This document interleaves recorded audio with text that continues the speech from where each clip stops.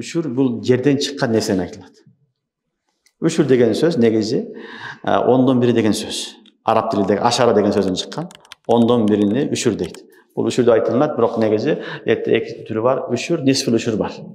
Үшүр да бар, жарым үшүр да бар, бирок жалпысынан үшүр деп коюлат. Эми жерден чыккан нерсени, жерге эктиңиз, ал буудай, арпа, жүгөрү, картошка, башка эмне эксең, чыккан нерседен зекет берилет. Муну үшүр деп айтылат. Же болсо бак тиккенсиңер, алма, өрүк, шапталы, гилас, дагы эмне бак эктикенсиңер, булардан дагы чыккан нерседен үшүр берилет. Жерден чыккан дарактан болобу, жерге эккенсинби, чыккан нерсени үшүр деп айтылат. Хатта фил асал. Ошол бал болсо, балга дагы үшүр бересиң. Талага апарып бал койдуң челектеринде, ошондон үшүр бересиң. Үшүр деген 1/10 бересиң. 10 яшиктен 1 яшикти бересиң деген сөз. Бул үшүр болду. Бул жердин үшүрү. Мына ушулар менен зекет бүтөт. Бул мали ибадат. Аллах субхана ва таала буну мали ибадатты фарз кылган, бизге зекеттен баштап, ушулар бардыгы барып, мал, мүлк акыры неме менен бүтүп кетти? Жердеги үшүр менен бүтүп кетет. Мына ушул жерден чыккан нерсени үшүр деп айтылат. Аллах субхана ва таала кайсы нерсени алыш жеңил болсо, ага көп шарт койбойт. Аны жеңилирээк кылат. Кайсы нерсени табыш кыйын болсо, ага шарттары дагы оорураак болот, аны бергене дагы мырдарын азыраак берет.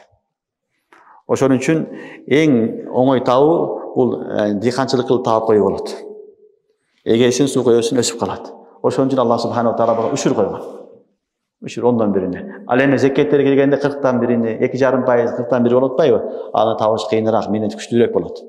Ал эми жерге эгесин, суу коесун чыгып калат. Аллах субхана ва таала буга не кылган? Үшүр деген 1/10 берсең болот деген чечим чыгарган. Ошон үчүн үшүрдүн шарттары зекеттиге караганда бир аз башкачалык. Түшүнүңөрбү? Жеңил болгон себептүү үшүрдүн шарттары, нисаптары некен бир аз башкачараак зекетке караганда. Мисалы, зекетте нисап бар. Бүт барын өлчөмдөрүн айттык. Үшүрдө нисап жок, биринчи шарты. Нисап жок. Ма ахаржатил арз. Жерден чыккан нерсе, ал калил кесир айырмасы жок. Жерден 1 тонна аласыңбы, 1 кап аласыңбы, үшүр бересиң. 1 кап картошка алсаң деле, ошондон 1/10 бересиң. Түшүнүктүбү? Өлчөм жок. Албетте эң азы бар, нисфи са. Нисфи са, кээ бир жубайда са дейт. 3 килограмм андан азыраак болсо, анда берилбейт. Чыккан нерсе өтө аз болсо, ага үшүр берилбейт. Бирок көбүнүн чеги жок. Ал эмне? Жерден чыккан нерсеге берилет, үшүрдүн өзгөчөлүгү, анда нисабы жок. Жерден чыккан нерсеге сен эмне кыласың? Үшүр бересиң. Калил касир деген нисап жок. Экинчи шарты өзгөчөлүгү зекеттен 1 жыл туруу шарт эмес. Үшүрдө 1 жыл туруу шарт эмес. Мисалы, кээ бир нерселерди эгесиңер, тигесиңер, ал эмне болот? 1 жыл турбайт. Мисалы, мынабы жазында эгилүүчү жашынчалар. Бадыраң, помидор, чөптөр, болгарский, башка нерселер бүт бардыгы көпкө турбайт булар. Көп болсо 2-3 айдан кийин ал айнып жок болот. Көп турбайт булар. 1 жыл турушу мүмкүн эмес. Ал да шарт эмес. Жерден чыккан нерсе, чыктың, саттың, жекчиштин жедиң колдоно турган болсо болду. Ага сен үшүр бересиң. Анын 1 жыл туруш шарт эмес, туруш шарт эмес. Ошон үчүн не тиксең жерге үшүр бере бересиң. 3 айлык болобу, 4 айлык болобу, 5 айлык болобу, канча турса айырмасы жок, себеби 1 жыл турсун деген үшүрдө шарт жок. Түшүнүктүбү? Ошон үчүн эмне жерден чыккан нерсени аз турабы, көп турабы мөөнөт айырмасы жок, зекет үшүрүнө бериле берет. Үчүнчү өзгөчөлүгү үшүрдүн 1 жыл айлануу шарт эмес. 1 жыл айлануу шарт эмес. Эгер бир жерге сиз 1 жылда 2 жолу эгин эксеңер, 2 жолу үшүр бересиң. Мисалы, кээ бир жерлер ысык болот, 1 жылда 2 жолу эгин кылат. Кээ бир мамлекеттер бар, 3 жолу да кылат дейт. Эгер 2 жолу эксең, ар бир эккениңе, сен тиккениңе үшүр бересиң. Биринчисине өзүнчө үшүр бересиң, кийин 3 айдан кийин кайра эктиң, ага дагы үшүр бересиң. Ошол бир малга 1 жыл айланыш шарт эмес. Хаул шарт эмес буга. Түшүнүңөрбү? Бул үшүрдүн өзгөчөлүгү неден? Зекеттен. 4-үнчү шарты үшүр берип аткан адамдын акылдуу болушу да шарт эмес. Зекетте акылдуу болуш шарт. Үшүрдө андай эмес. Bir adam жинди, жери аябай көп, жерге эгип, будай эгет, арпа эгет, күрүч эгет, үшүрүн берет. Үшүр бере турган адамдын акылдуу болушу шарт эмес. Majnun болсо, жинди болсо дагы ал не кылат? Үшүр берет. Бешинчи шарты балагат. Балагатка жетүү да шарт эмес. Зекетте балагат жетүү шарт. Балагат жашына. Үшүрдө андай эмес. Сабийнин жаш бала болсо дагы жердин немеси, ээси кожоюну зекет бере берет. Үшүр үчүн балагатка жетүү шарт эмес. Алтынчысы хур болуш дагы шарт эмес. Азат болуш дагы шарт эмес. Эгерде муката, маъзун деген кулдардын түрлөрү бар, эгер ошондой адамдар болуп калса, алар дагы үшүрүнү берет. Хуррият шарт эмес. Жетинчи өзгөчөлүгү жердин кожоюну болуш шарт эмес. Жердин кожоюну болуш шарт эмес. Мисалы бир адам арендага, ижарага алып эгип атат. Үшүрүнү берет. Бирөө жөн эле эгип ал деп берди. Сага бир бийил эгип ал сен деп. Не кылат? Үшүрүнү берет. Жердин ээси болушулугу шарт эмес. Кожоюн болуш шарт эмес. Жерге эктиңби? Не кыласың? Эми сен үшүрүнү бересиң. Эми ким берет үшүрү десе, ошол эккен адам берет. Ижарага алган адам берет. Ижарага алып сен будай эктиң, арпа эктиң, күрүч эктиң, шал эктиң. Не кылган болсоң, ким эккен болсо, ошол адам үшүрүнү берет. Түшүнүктүбү? Ушу фатва ушуга. Ким ижарага алган болсо, ижарага алган адам үшүрүнү берет. 1 гектар жер алдың, ижарага алдың, будай эгем деп эктиң. Эми не кыласың? Үшүрүнү бересиң. Бул үшүрдүн кандай шарттары меден эле зекеттен болгон өзгөчөлүктөрү. Эми ушул эле маселелерде кээ бир учурларда нисфул үшүр болуп калат. Нисфул үшүр болуп калган учурлар болот. Жарым деген сөз. Эми мындай айтканда 20-дан 1 деген сөз. Бул үшүр болобу же 20-дан 1 болобу, бул суга каралат.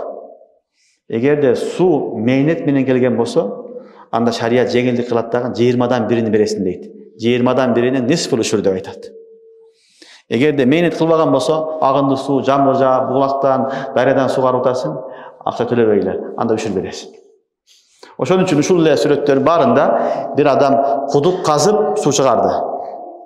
Насос менен, мотор менен, же суу алып сатып алып сугарды эгиндерини, бактардын эгиндерини. Бул сүрөттүн барында айтылган сүрөттөр маселелердин бүт бардыгында эми нисфул үшүр берилет. 20-дан 1 берилет. Мурда 10-дон 1 берсе, эми 20-дан 1 берет. Мурда 10 капка 1 кап берсең, эми 20 капка 1 кап бересиң деген сөз.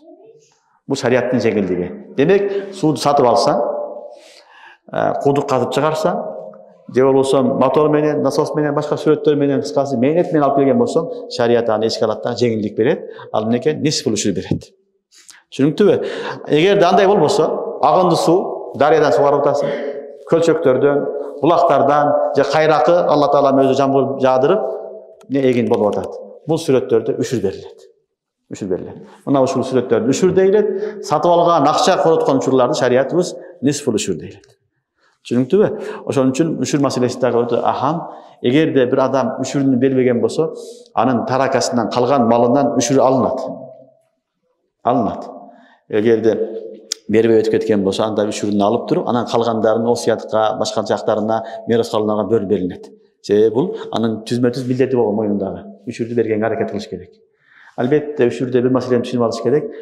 Дар деп коет, коргондогу кичинекей жери болсо, үйүнүн астында 1-2 дарагы бар, алмасы, өрүгү, шабдалысы, башкасы бар. Өздөрү жегенге кичинекей нерсе, анда үшүр бербейт ага. Буну дар дейт, дарга берилбейт үйгө. Бул ушундагы нерселер үйгө таби болот. Ошон үчүн үйүңдө 1-2 түз гиласың бар, алмаң бар, өрүгүң бар, бербейсиң. Бул талага эгилген, үлүшкө эгилген бактарга бериле турган нерсе. Бирок үйүң эгер коргонуң чоң болсо, кээ бир адамдардын үйү болот, бирок коргону да чоң болот. 1 гектарга жакын жерлери болот, чекесине үй салып койгон. Анда ушу үйдүн тегерегиндегинен башкасы бардыгы бак болуп эсептелинет. Аларга үшүр төлөнөт. Үшүр төлөнгө милдеттүү болот. Демек, үшүр менен шариятта Алла субханала таала бизге фарз кылган жерден чыккан нерсени азбы көлбү нисабы жок, ошону берүүнү үшүр деп айтылат. Мына ушул 5 нерседен зекет берилет. Калган нерседен зекет берилбейт. Жашоо жеңил. Аллах субхана ва таала динди жеңил кылган. Бул күнүмдүк турмушта боло турган нерселер ар дайым колдонобуз. Аны дагы өзүңдүн өткөндө айтканбыз жакындарыңа бересиң деп. Усул фуруга бере албайт. Атасына, энесине, чоң атасына, чоң энесине, тайтасына, тайнесине, апасына бере албайт. Балдарына, неберелерине бере албайт, чебересине. Жана экинчиси нике. Никелешкен адамдар бири-бирине, эрди катын бири-бирине бере албайт. Усул. Усул фуру никах. Болду. 3 нерседен бере албайт. Бири-бириге бере албайт, калган жакындарына бере берет. Калган жакындарына эмне кылат? Зекетин бере берет. Зекет кайерге берилсе, үшүр дагы ошол жерге берилет. Зекетте тамлик шарт болгондой эле, үшүрдө дагы тамлик шарт. Түшүнүктүбү? Ушуларды эске алыш керек. Негизги усул, үшүр боюнча усул. Аллах субхана ва таала баарыбызды берешен кылсын. Бул мал ибадаттарды аткарганга тавфик берсин. Зекет берген жакшы нерсе. Ядул улия хайру мин яд суфла. Ар дайым Алла таала берешен кылсын, бере турган кылсын. Аллах субхана ва таала дүйнөнүн мухаббатыны жүрөгүбүздөн чыгарсын. Аллах субхана ва таала баарыбызга кенен рызкы халалдан берсин. Субханакаллахумма бихамдик ашхаду ан ла илаха илля ант. Настагфирука ва натубу илейк.